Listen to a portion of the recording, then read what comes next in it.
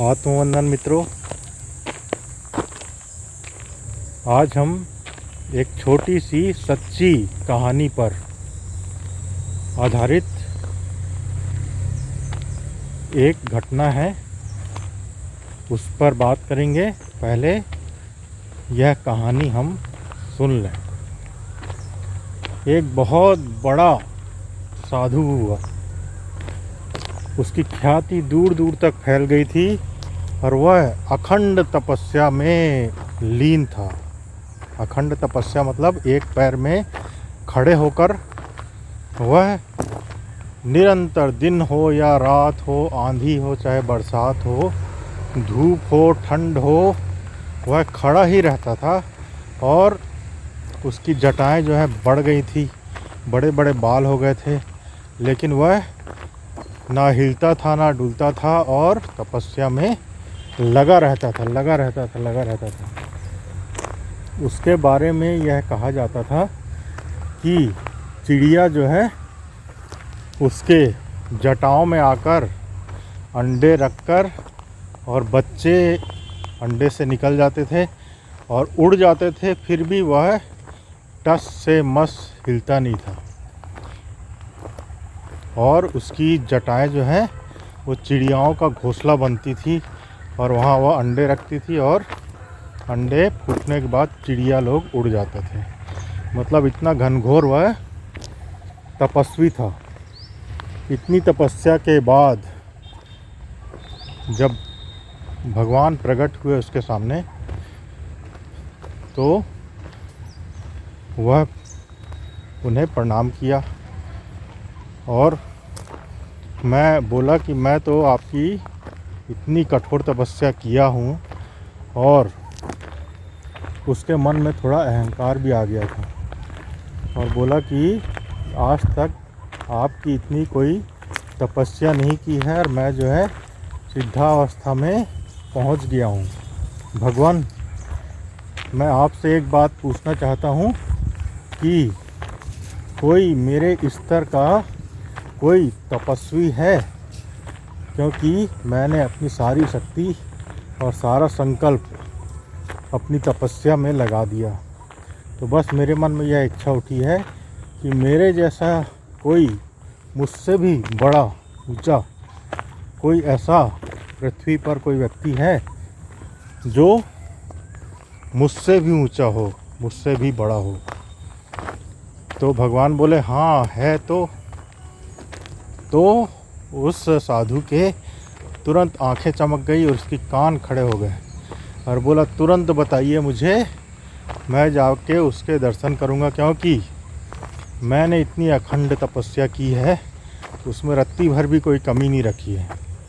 लेकिन आप बोल रहे हैं कि कोई है ऐसा तपस्वी, तो कहाँ मिलेगा, किस पर्वत में मिलेगा, कहाँ मुझे जाना पड़ेगा और कहाँ वह गुफा बताइए जहाँ पे वह तपस्या कर रहा है। मैं उसका दर्शन करूँगा और उससे कुछ सीखूँगा।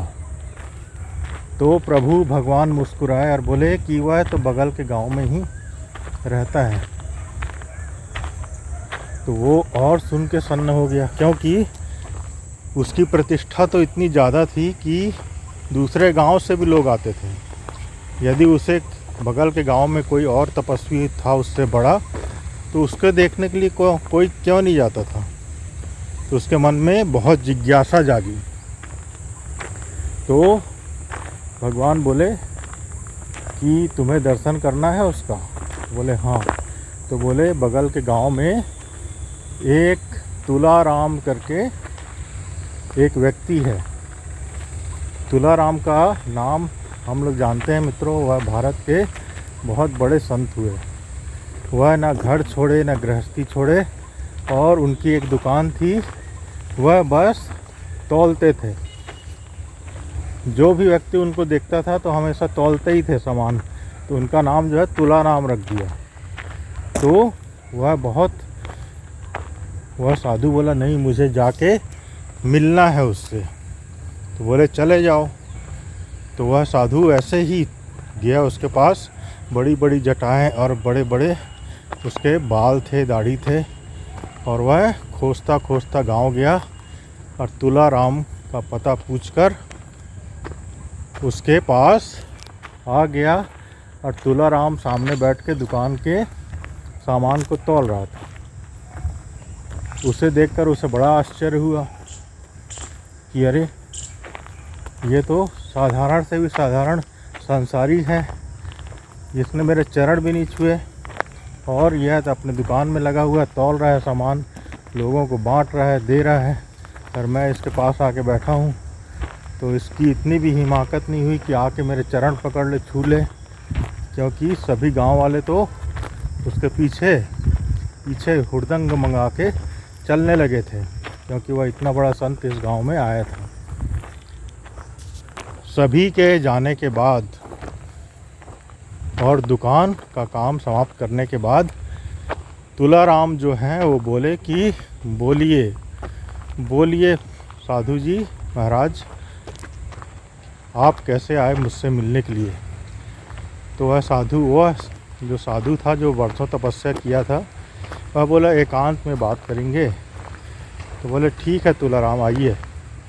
और उन्हें कमरे में ले गया और पूरी घटना बताई कि भगवान प्रकट हुए और ऐसी ऐसी वार्तालाप हुई। और वह बोले कि गांव में ही एक व्यक्ति है तुलाराम, और तुमसे भी बड़ा तपस्वी है, तुमसे भी बड़ा वह साधु है, और मुझे आपसे मिलकर कहीं भी कोई भी तपस्या या फिर कोई भी साधना या फिर कोई भी ऐसी चीज़ नहीं दिखाई देती कि मुझे लगे कि आप बहुत बड़े संत या साधु महात्मा हैं और लोग भी आपको पहचानते नहीं। लेकिन जब भगवान ने मुझे बोला है तो सत्य ही बोला होगा, तो आप ही बता दीजिए आपकी साधना का सार क्या है। तुलाराम मुस्कुराए और बोले मेरी साधना का बस एक छोटा सा राज है, और वह है तराजू।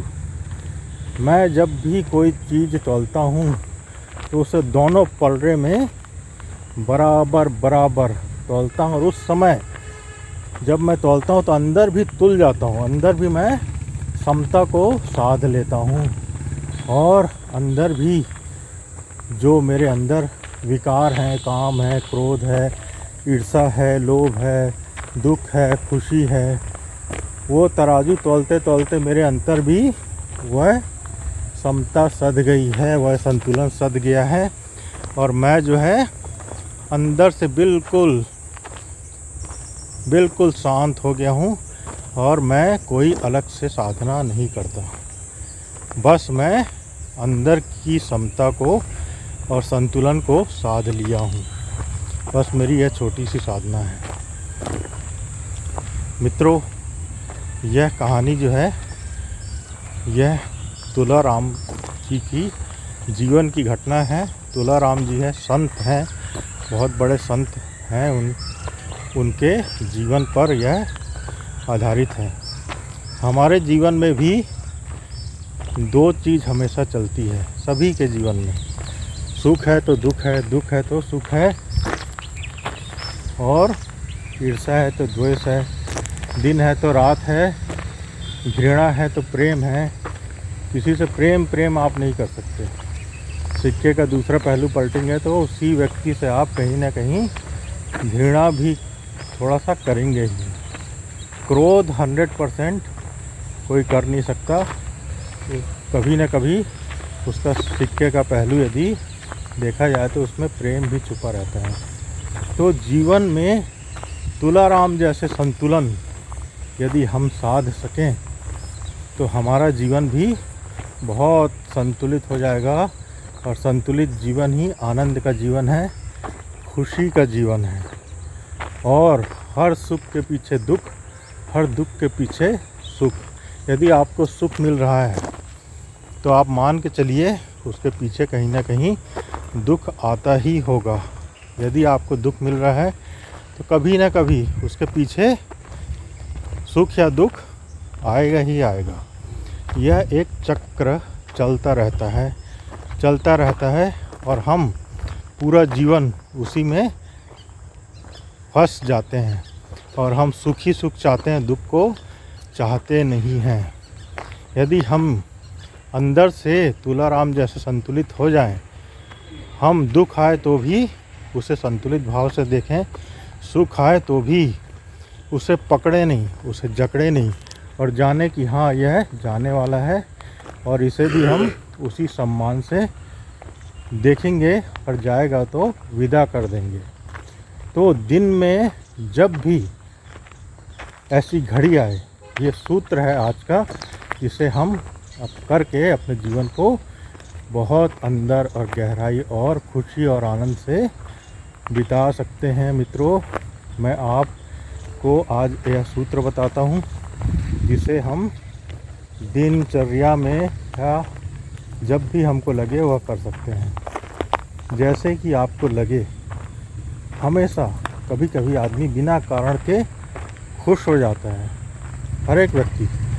कभी कभी आप सोचेंगे कोई ऐसा कारण भी नहीं यार, मन खुश है, प्रसन्न है, तो उस समय हम क्या करते हैं, मार्केट चले जाएंगे, टीवी देखेंगे, न्यूज़पेपर पढ़ेंगे, रील देखेंगे, इंटरनेट में बैठ जाएंगे। यही एक घड़ी है परमात्मा के निकट आने की। अंदर तरंग हो रही है सुख की, अंदर पुलक एक आ रही है, तो उस समय आप जाएं एकांत में। यदि एकांत ना मिले तो अपने स्नानागार में ही जाके, अपने बाथरूम में ही जाके बैठ जाएं और उसे पिएं, सुख को पिएं, सुख को पूरे 100% उसको पीते रहें। हम क्या करते हैं, अंदर तो हमारे सुख रहता है, लेकिन हम उसे बाहर आरोपित करके या सोचते हैं कि हमको बाहर से सुख मिला, जबकि हमको न सुख अंदर से मिलता, न दुख हमको बाहर से मिलता, न सुख बाहर से मिलता, न दुख बाहर से मिलता। हमको अंदर से ही सुख और दुख मिलता है।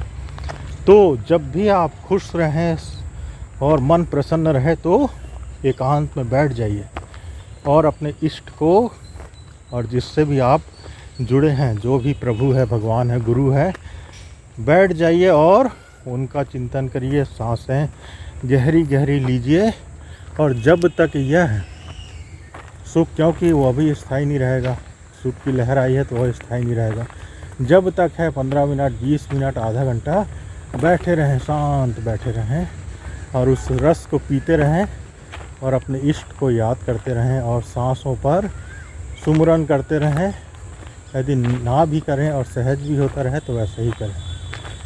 ऐसा ही जब दुख आए तो वो कहीं बाहर से नहीं आ रहा है, हमारे अंदर से ही आ रहा है, बाहर प्रक्षेपित होता है बस।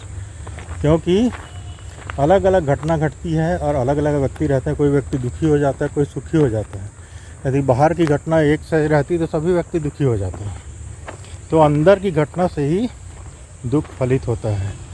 दुख जब आए तो क्या करना है, दुख जब आए और आपको समय मिले तो आप ना कंप्लेन करें, ना किसी को कोसें, ना किसी को किस्मत को, ना अपने भाग्य को, ना अपने जितने भी सगे संबंधी रिश्तेदार, इन लोग को कोसें मत, उनको जिम्मेदार ना ठहराएं। और जब भी दुख आए एकांत में बैठ जाएं और आंसू बहने दीजिए और अंदर छटपटाहट हो तो होने दीजिए।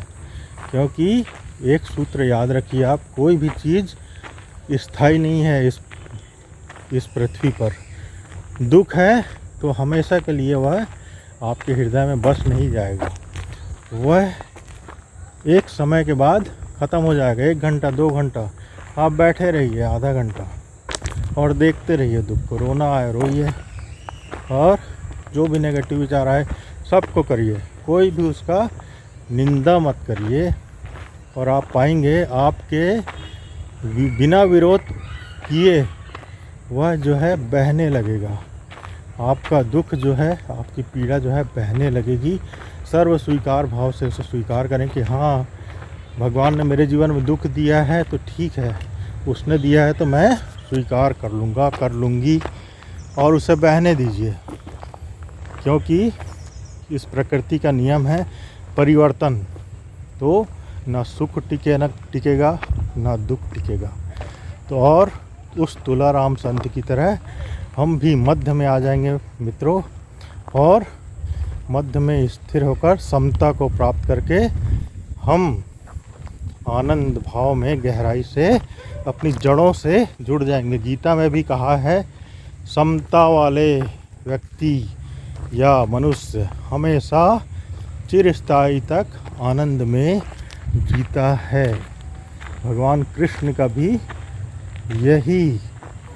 यही संदेश था गीता में, समता साधो। बहुत बहुत आभार मित्रों, प्रणाम।